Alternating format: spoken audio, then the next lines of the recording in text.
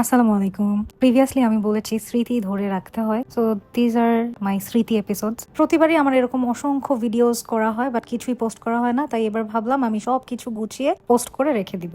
এই যে আমরা ইমিগ্রেশন ক্রস করে লাউঞ্জে চলে গেলাম, বসে আমরা ডিনার করে নিচ্ছিলাম, মা বাবা আমি। রিদ সেবার যায় নাই কারণ ওর এক্সামস ছিল আর আমাদের অনেকগুলো ইভেন্টস এর প্ল্যানিং ছিল, এই জন্য ওকে আর নেওয়া হয় নাই। আমার জামাইও যায় নাই, তারা দুজন বাংলাদেশে, আমি মা বাবা আমরা যাচ্ছি। ফ্লাইটে উঠেই আমার একটা ঘুম দিতে হয়। টেক অফের পরপরই ওরা ফুড সার্ভ করে দেয়, এই যে মেনুটা দেওয়া ছিল আমি দেখলাম, তারপরে আমরা মজা করে খাবার দাবার খেলাম। স্পেশালি ফ্লাইটের ফুড আমার কিন্তু খুবই ভালো লাগে।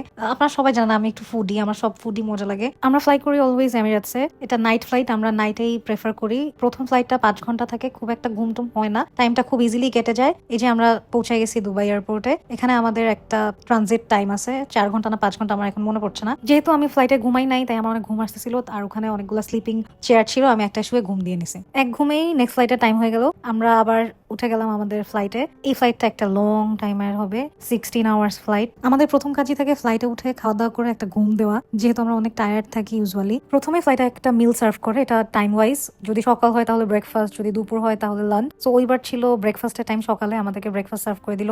ব্রেকফাস্টের মেনুতে ইউজুয়ালি থাকে একটা প্লেন ক্রোসান, তার সাথে স্ট্রবেরি জেলি, বাটার, অ্যান্ড এটা ছিল একটা এগ অমলেট অ্যান্ড সাথে স্পিনাচ উইথ কর্ন, সাথে আরো ছিল পটেটো অ্যান্ড চিজ ক্রোকেটস। অনেক ধরনের ফ্রুটসও সার্ভ করে, সাথে গ্রিক ইয়োগার্ট সার্ভ করে। আচ্ছা, ইগনোর মাই হাঁচি, ফ্লাইটে উঠলেই কেন জানি টেম্পারেচার চেঞ্জ হয়, আমার অনেক হাঁচি হয়। সেবার ফ্রুটসের মধ্যে ছিল পাইনাপল, পাপায়া, আরো কি কি জানি আমার নাম মনে নাই। আর গ্রিক ইয়োগার্টটা সার্ভ করেছিল হচ্ছে ব্লুবেরি জ্যাম দিয়ে, যেটার টেস্ট ভালো বাট অনেক হেলদি। খাওয়া দাওয়া শেষ করে আমার খুব জরুরি একটা কাজ থাকে, সেটা হচ্ছে সিট হান্টিং। দুবাই থেকে এমিরেটসের যে ফ্লাইটটা নিউ ইয়র্কে যায়, ওটা কম্পারেটিভলি একটু ফাঁকা থাকে, অ্যান্ড আমি এই সুযোগটা নিয়েই 3টা সিট খুঁজে থাকি, যেটা একসাথে ফাঁকা আছে মাঝখান বরাবর বা সাইডে। সেখানে লম্বা একটা ঘুম দিতে হয়, যেহেতু লং ফ্লাইট, ওখানে আমাকে ঘুম দিতেই হবে। 4-5 ঘন্টা ঘুম দিয়ে উঠে একটু ফ্রেশ হয়ে নিলাম, আর যেহেতু বডি অনেক ডিহাইড্রেটেড হয়ে থাকে ফ্লাইটে, তাই প্রচুর পরিমাণে লিকুইড খেতে হয়। আমি জুস খেয়ে নিলাম, তারপর আমি একটু স্কিন কেয়ারও করবো, আমি একটু মুভিও দেখে নিলাম সাথে। এবার আমি একটু কফি খেয়ে নিচ্ছি, যেহেতু অনেক ঠান্ডা থাকে, একটু গরম কিছু খেলে আরাম লাগে। এই তো খাওয়া দাওয়া, ঘুম, সাজুগুজু, স্কিন কেয়ার, একটু দোয়া কালাম পড়া, এই করতে করতে আমাদের 16 ঘন্টার লং ফ্লাইটটা শেষ হয়ে যায়। আলহামদুলিল্লাহ আমরা সাবধানে পৌঁছে যাই ইউএসএ।